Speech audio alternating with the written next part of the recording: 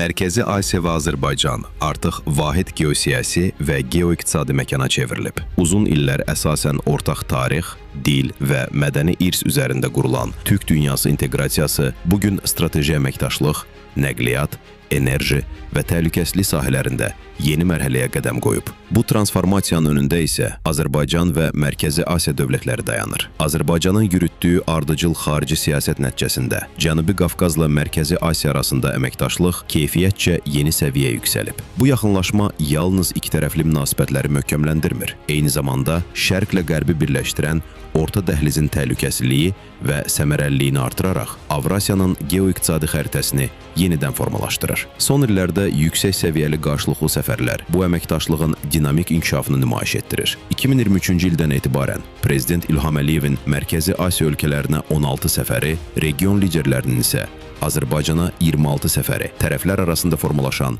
yüksək siyasi etimadın göstəricisidir. Bu strategiyanın mühüm mərhələlərindən biri Azərbaycanın 2025-ci ildə Daşkənddə keçirilən Mərkəzi Asiya dövlət başçılarının 7-ci məşvərət görüşünə tam hüquqlu tərəfdaş kimi qoşulması oldu. Prezident İlham Əliyevin qeyd etdiyi kimi, bu qərad dostluq və qardaşlıq münasibətlərini daha da möhkəmləndirməklə yanaşı, geniş coğrafiyada əməkdaşlığın inkişafına xidmət edir. Azərbaycan-Qırğızıstan münasibətləri isə bu əməkdaşlığın ən uğurlu nümunələrindən biridir. Çolpon Atada imzalanan Azərbaycan Respublikası ilə Qırğız Respublikası arasında müttəfiqlik münasibətləri haqqında müqavilə əlaqələri ən yüksək siyasi səviyyəyə qaldırdı. Dövlətimizin başçısı bu sənədi iki qardaş ölkə arasında qarşılıqlı fəaliyyətin ən yüksək forması kimi qiymətləndirdi. Müttəfiqlik münasibətləri iqtisadi əməkdaşlıqda da öz əksini tapır. Azərbaycan-Qırğız İnkişaf Fondunun nizamnamə kapitalının 100 milyon dollardan 200 milyon dollara çatdırılması, İssıq-Kul sahilində Azərbaycan sərmayəsi ilə inşa edilən Bakı Hoteli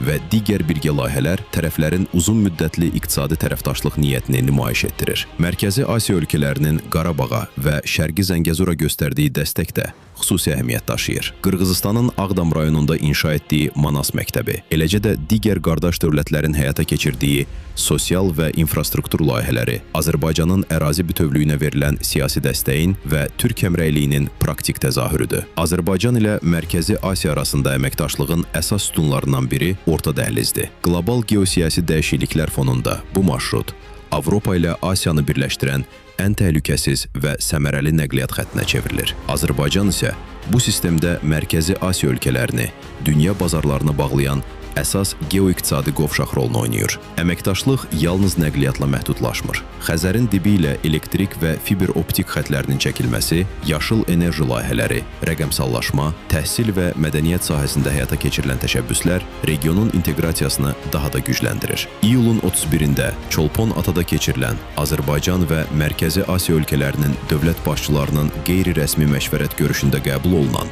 Çolpon Ata bəyannaməsi əməkdaşlığın yeni hüquqi və siyasi mərhələsini müəyyənləşdirdi. Prezident İlham Əliyevin vurğuladığı kimi, bugün Mərkəzi Asiya və Azərbaycan artıq vahid geosiyasi və geoiqtisadi məkana çevrilib. Bu yanaşma göstərir ki, Bakı və Mərkəzi Asiya paytaxtları qarşıdakı dövrdə regional sabitliyin, iqtisadi inkişafın və Türk dünyasının beynəlxalq mövqeyinin güclənməsi naminə birgə fəaliyyətlərini daha da dərinləşdirəcəklər.